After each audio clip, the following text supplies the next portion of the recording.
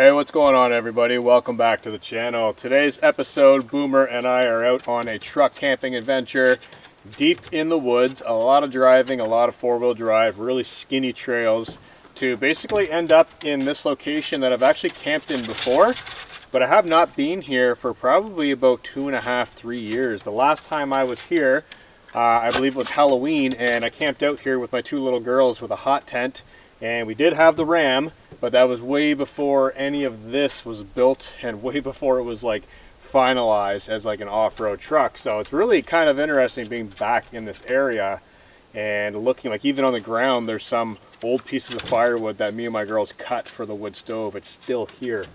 So we did camp out last night to be closer to this location, and right now the truck is absolutely trashed. Boomer was sleeping in the back, so he stayed there while I continued to drive. He did not want to come out, and he does that sometimes. So first thing is let's get some things cleaned up because it's messy. And then what I think I'm going to do is get the stove out here on the tailgate, start on a hot coffee. We do have a little bit of sunshine going across the sky, so I think it's quite fitting to just relax right here for a moment. And then after that, start taking care of some camp chores.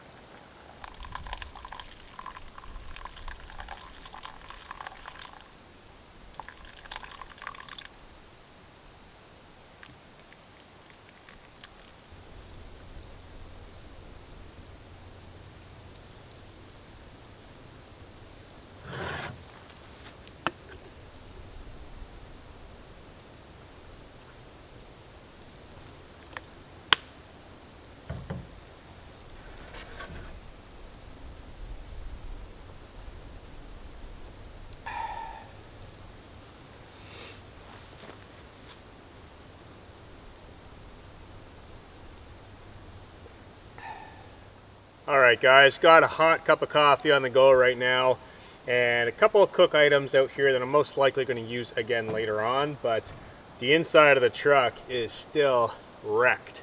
I do have my axe and my saw. I do plan on doing an outside campfire this evening in the campfire pit, as well as processing some wood for the wood stove inside, because it is supposed to dip down pretty cold tonight. So take care of all this stuff shortly, and then process some firewood and continue on with these camp chores so we have a very enjoyable evening tonight, as I love the cold and I love the fire, so definitely make sure that happens. So cheers, guys. Afternoon coffee.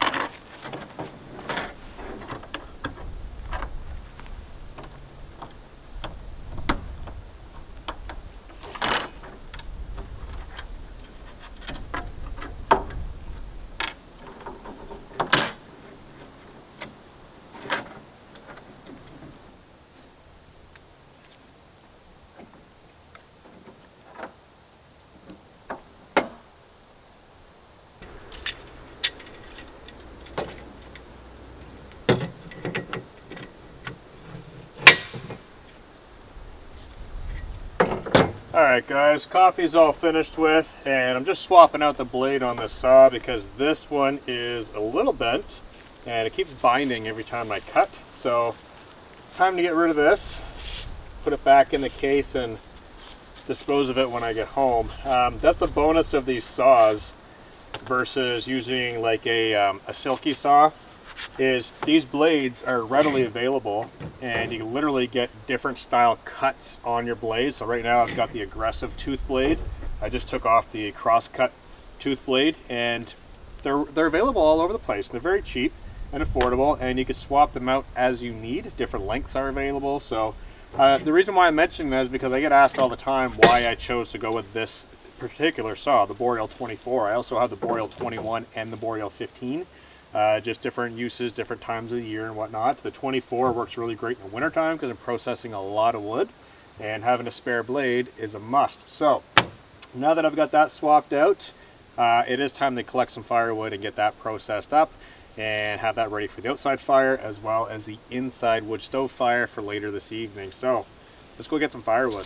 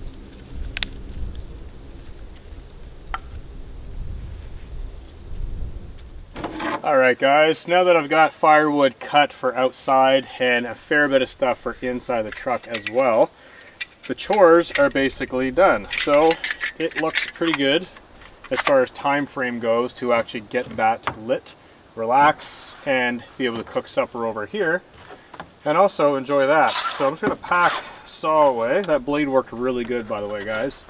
Glad I brought that and switched out because that was a huge time saver. So what I'm going to be cooking for dinner is kind of a mixed bag of things. I've got some sausages, I've got some lettuce, I've got some wraps, a couple things here and there. So what I'm going to do is get out some rice and make some rice burritos with some sausages in there. Cooked over the Trangia, so we'll be using a pot and a pan combo here. Kind of take a second and just look at what I need to cook first. That way it's not getting cold sitting off to the side. And then I can make my wraps and basically just chill out and then clean up and enjoy a campfire.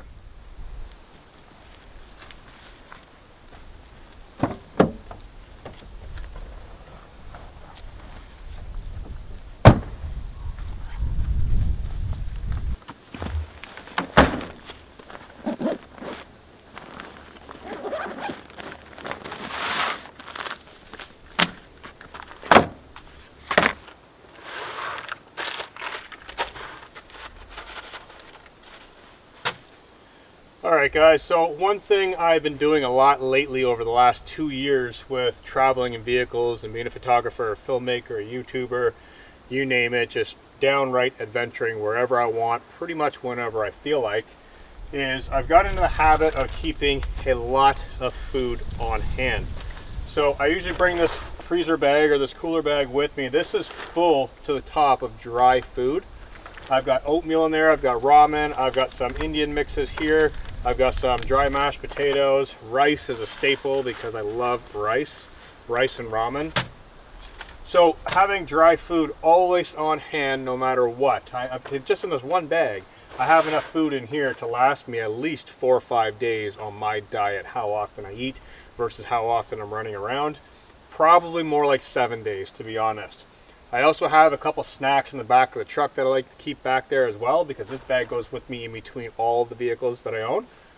As well as the refrigerator is in the back of the truck right now, which I do pull out and put in the back of the Jeep and other vehicles as well. So I always have a lot of food with me for multiple reasons. One, if I'm out in the wintertime and I get stuck in snow, I don't really care. I've got food, I've got clothing. I even have the gas generator in the back of the truck to recharge all of my devices and all of my power.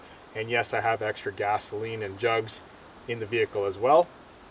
So just having everything on hand and being more self-reliant, as I am essentially a digital nomad. I travel all over the place doing what I need to do to collect content to make videos and photos to supply my living. You know, this is what I do for a living. So it's really important for me to be ready for whatever's going to happen. So I always have food with me, extra sleeping bags, extra blankets, all that stuff.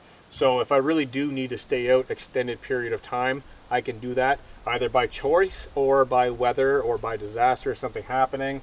So I've got a lot of food. One thing I always recommend to people is pack your vehicle with an extra bag. So now that that is all out, I'm probably just going to leave a couple items in here later on in the truck if I want to cook up a snack later on in the wood stove. But for now, that's all I need out of the bag. It is time to get the rest of the stuff out of the refrigerator, get it all on the tailgate, and get everything prepped up, and let's cook up a hot meal.